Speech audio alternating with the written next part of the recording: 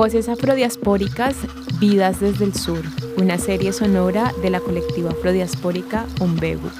Narrativas, miradas y memorias de mujeres desde la Amazonía.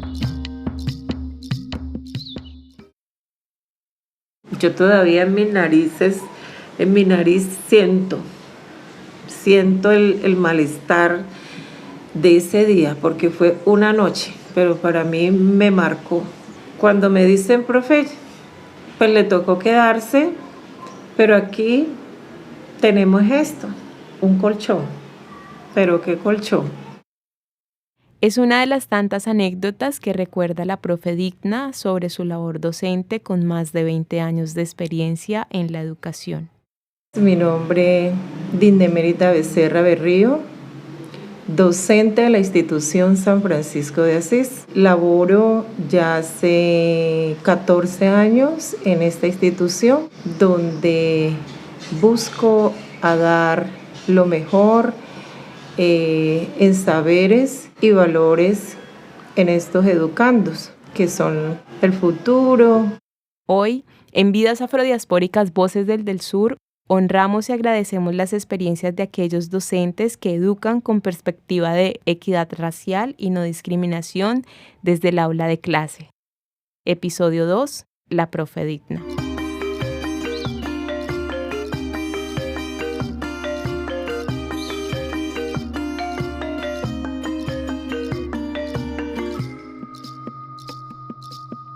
Venida de las aguas bondadosas del río Atrato, una cuenca ubicada en el departamento del Chocó, Digna Emérita Becerra migró en el 95 al departamento del Caquetá y aquí se quedó, enseñándole a niños, niñas y adolescentes que viven en zona rural del departamento. Es una profe convencida del poder transformador de la educación y actualmente lo hace en el municipio de Florencia. Es la segunda hija de una pareja afrochocuana, quien lleva el nombre de su abuela, Digna. Gracias a la tradición familiar de poner el nombre de los abuelos a los primeros hijos, vivió gran parte de su infancia con ella, con Digna Emérita, su persona referente en la vida. La recuerda llena de fortaleza, trabajadora, guerrera, empoderada y de alta autoestima. No podía ser menos, pues su esposo había fallecido para ese momento. Digna Emérita recuerda que es ser una mujer venida de la diversidad biogeográfica y cultural de la cuenca del río Atrato. Una persona, y en especial la mujer atrateña, conocedora de esas raíces, creo yo que es bastante fuerte sobrevivir de todas esas riquezas, porque conocedora de toda esa ganancia, repito, de esa riqueza, esas bondades que nos dio el río Atrato.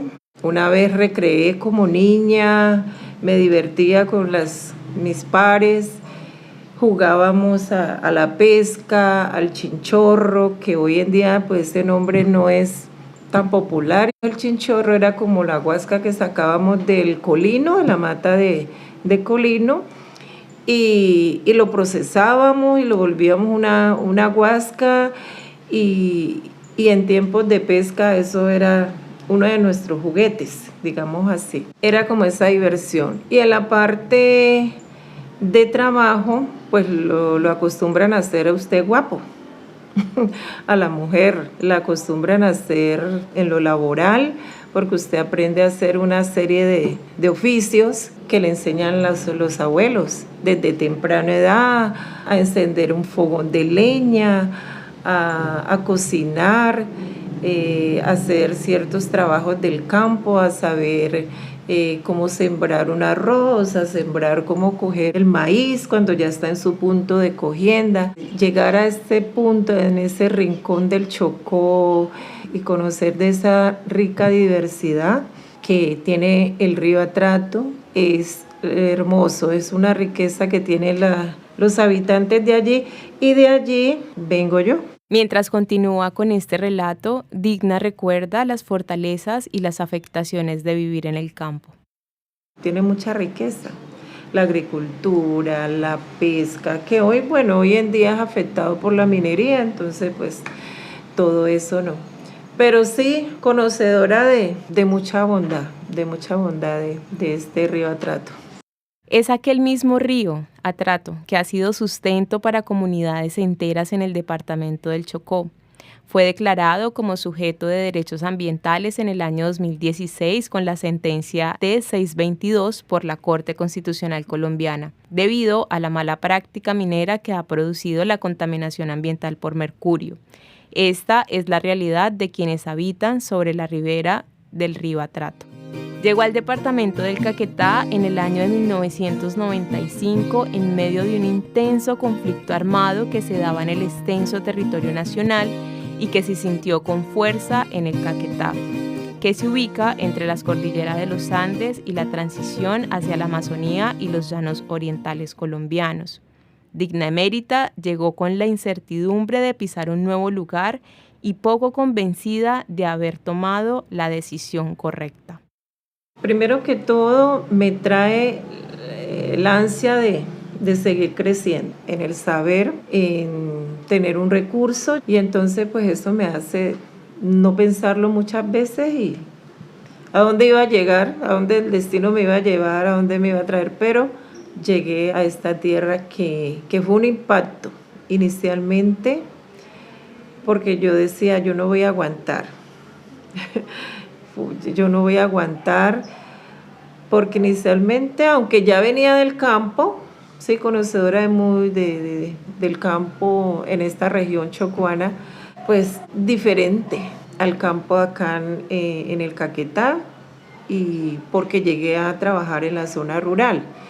Entonces, pues su gente, que es donde uno como una persona o una mujer negra, especialmente vive ese impacto de cómo la gente lo acepta a usted, primero que todo, y cómo se relaciona usted con las personas.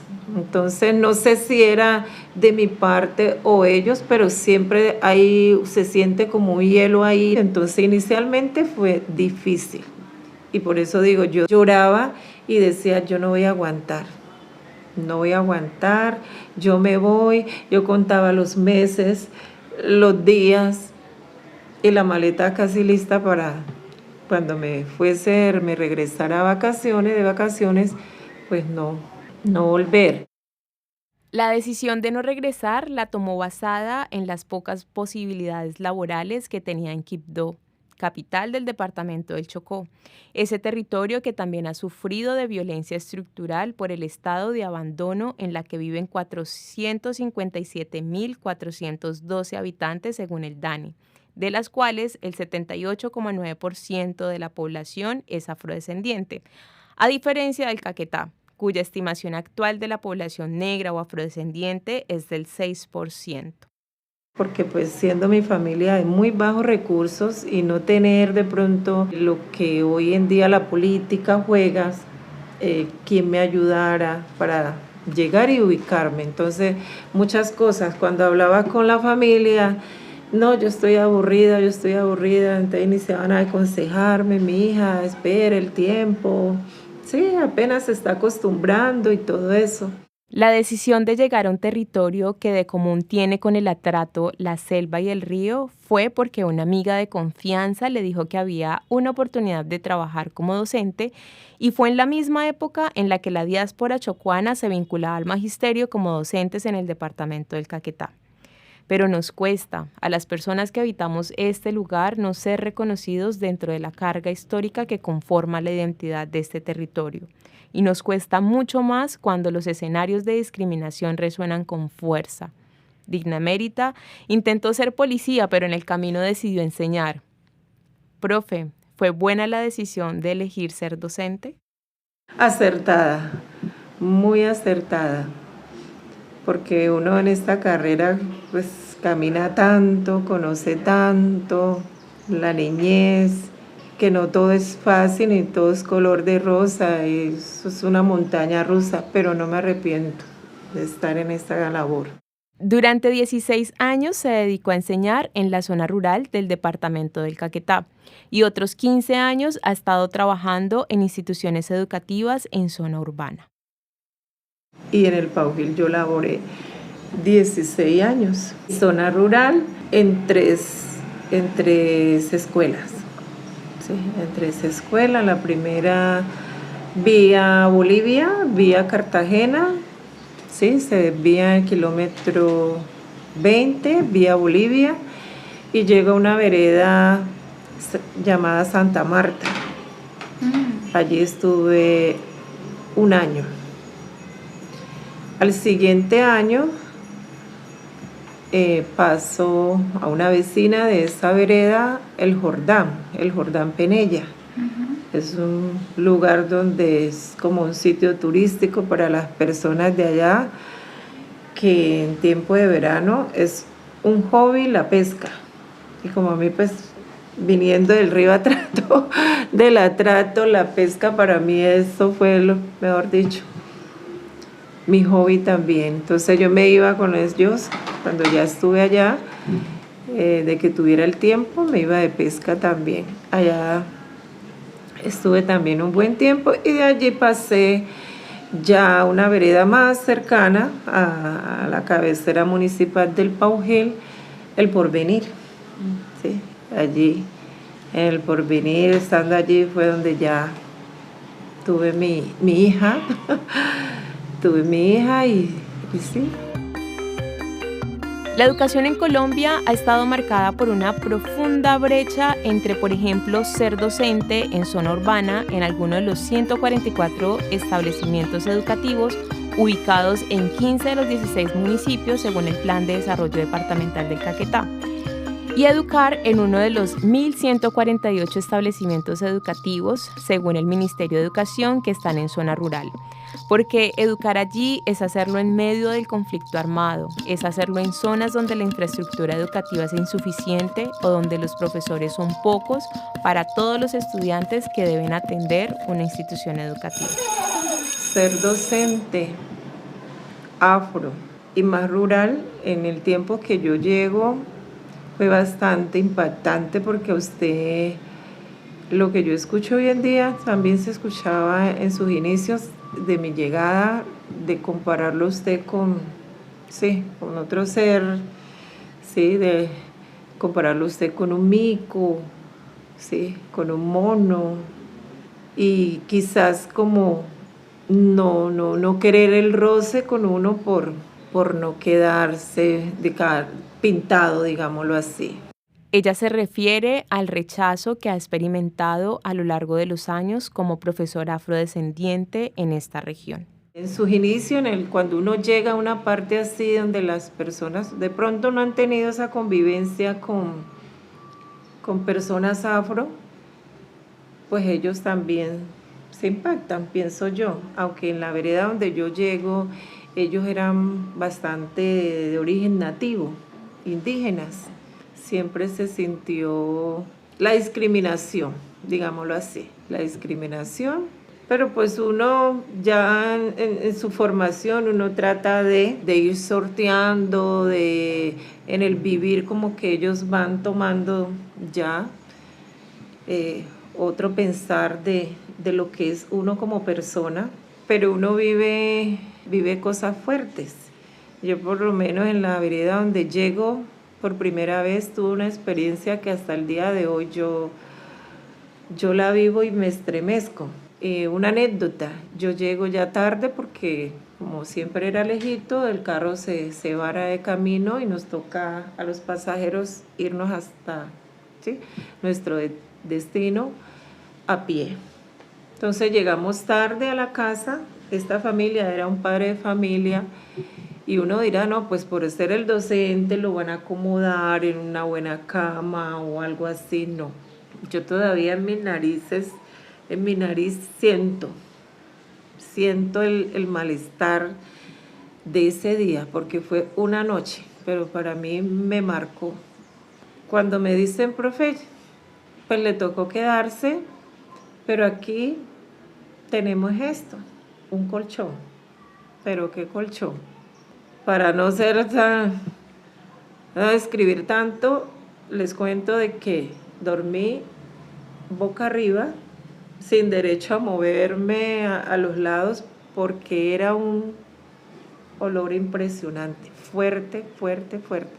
Y el colchón, pues, o sea, el trato fue de animal, como un animal, tírese ahí.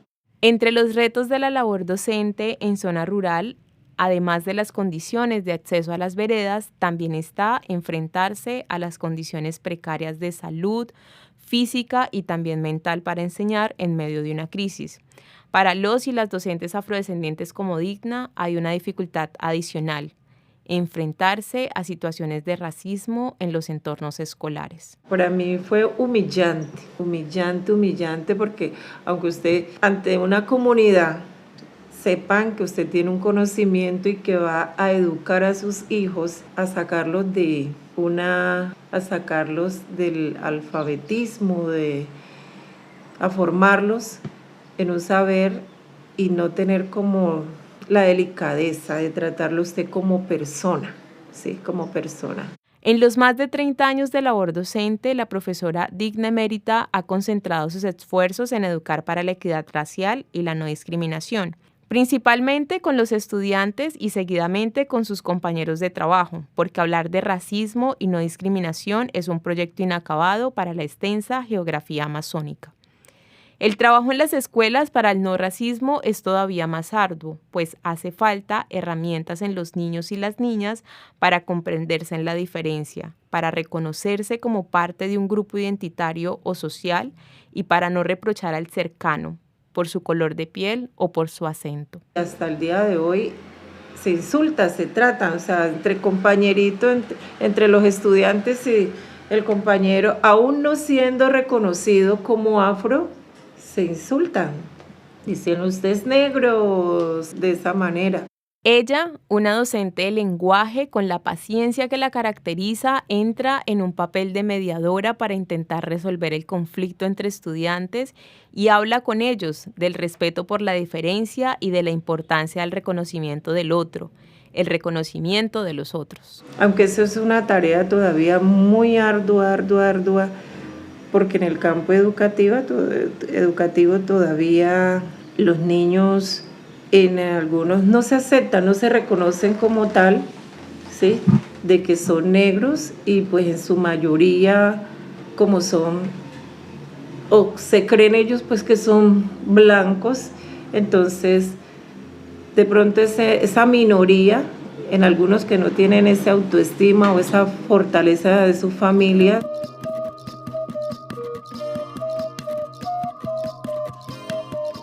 En las aulas escolares hace la diferencia un docente que enseñe desde una visión étnica e identitaria, porque en medio del negacionismo en lugares como Caquetá o Putumayo, para la población afrodescendiente es obligatorio mencionar lo que es evidente, por miedo, por las malas experiencias, por la defensa del ser, por el color de piel.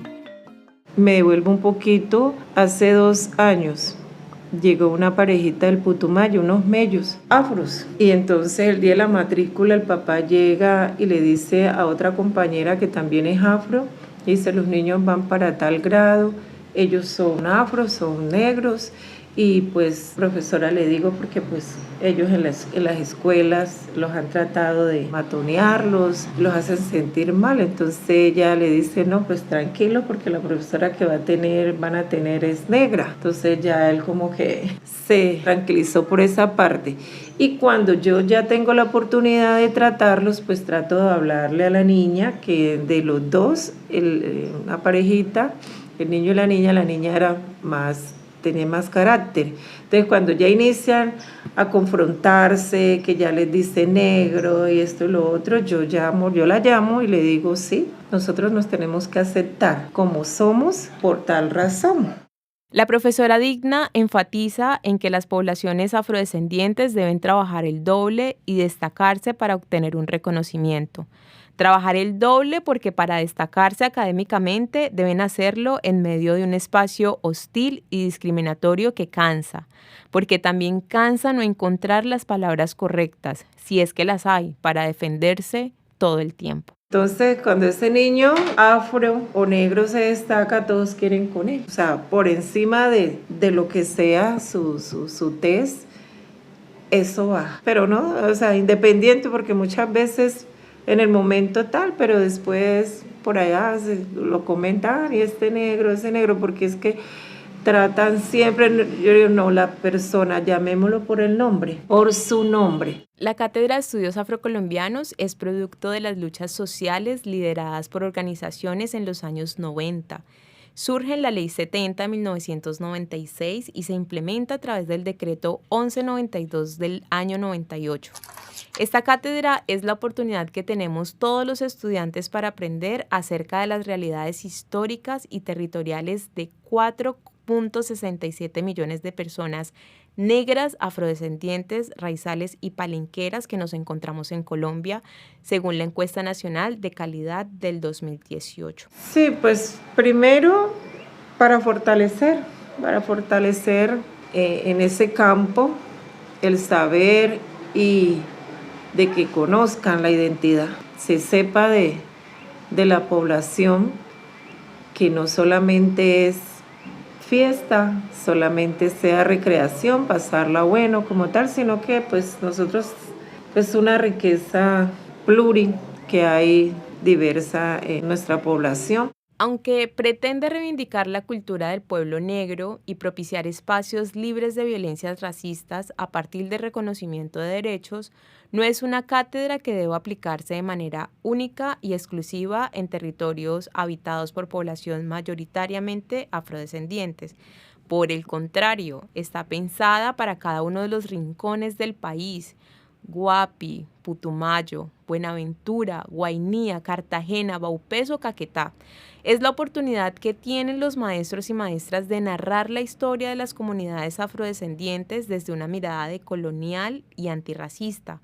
Pero esta cátedra no es implementada en todos los establecimientos educativos a falta de responsabilidades compartidas entre los docentes.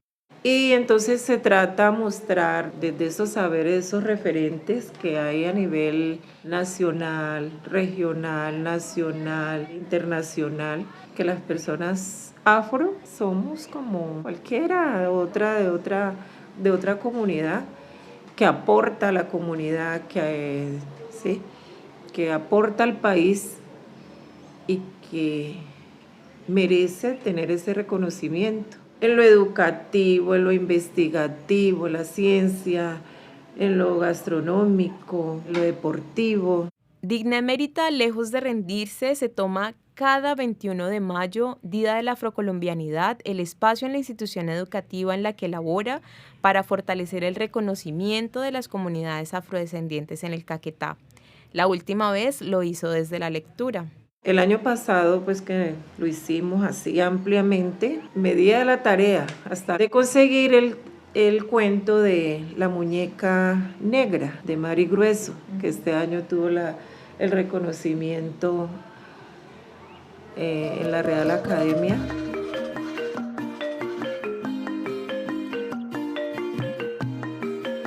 De docente a madre, Digna Emérita no solo es referente para sus estudiantes, también lo es para su hija Edelmira, de la que habla orgullosísima de lo que ha alcanzado hasta hoy.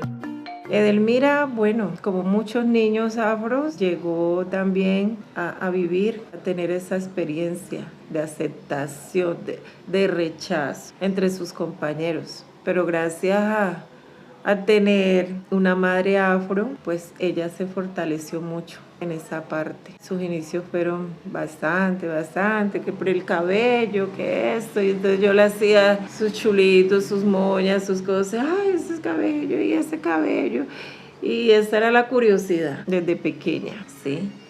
Desde muy pequeña, es más, estando como de meses, otra niña, que hoy en día ya es madre, pero pues lo contamos como una anécdota, pero en ese momento yo, mejor dicho, cambié de miles colores, me le corté un mechoncito por la curiosidad. La curiosidad que asalta a muchas personas, que se asemeja con la falta de respeto sobre el cuerpo de los niños y niñas afrodescendientes cuando del cabello se trata.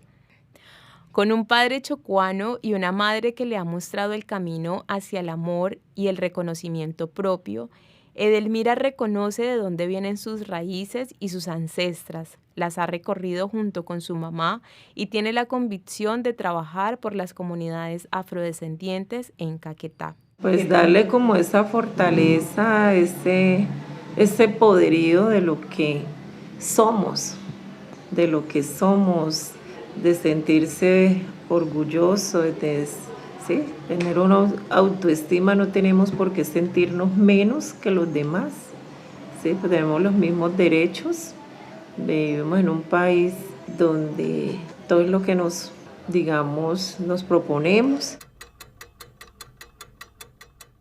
Tengo en común con la profe Digna que fui estudiante de la institución educativa San Francisco de Asís cuando aún ella trabajaba en zona rural. No tengo en común con sus estudiantes la fortuna de haber tenido una profesora afrodescendiente que me apoyara en los momentos más difíciles de mi paso por el colegio, en los momentos en los que me sentí menos por mi color de piel y en los momentos en los que no encontré herramientas para defenderme. Por eso digo, no me equivoqué.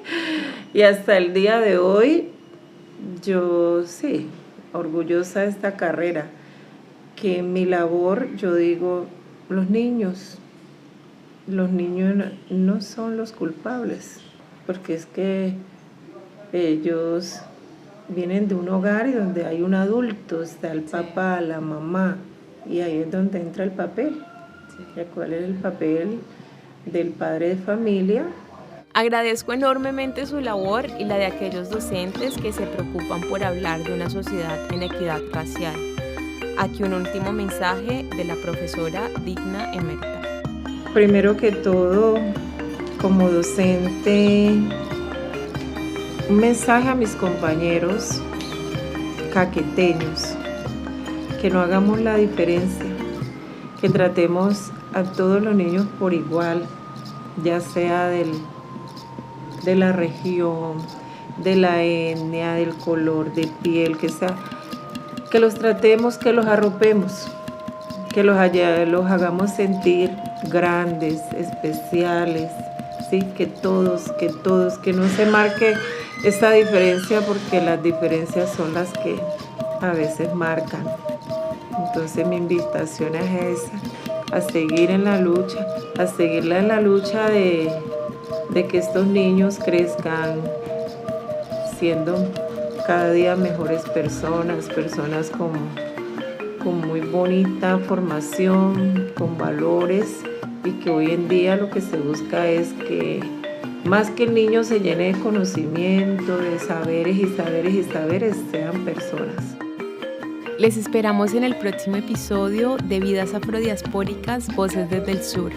A la profesora Digna Emérita, gracias, muchas gracias por educar con tanto amor y sembrar nuestras raíces. Esta serie es posible gracias a la beca de creación y producción de contenidos audiovisuales radiofónicos o digitales realizados por grupos étnicos del Programa Nacional de Estímulos del Ministerio de las Culturas, las Artes y los Saberes. Les invitamos a escuchar el siguiente episodio. En la narración, Yuri Rodríguez, Caterine Vargas y Betsy Pino. En el guión, Betsy Pino, Caterine Vargas y Yuri Rodríguez. Composición y diseño sonoro, Jorge Iván Ramírez. En edición y mezcla, Marcela Vargas. Esta grabación fue realizada en Rainstick Producciones.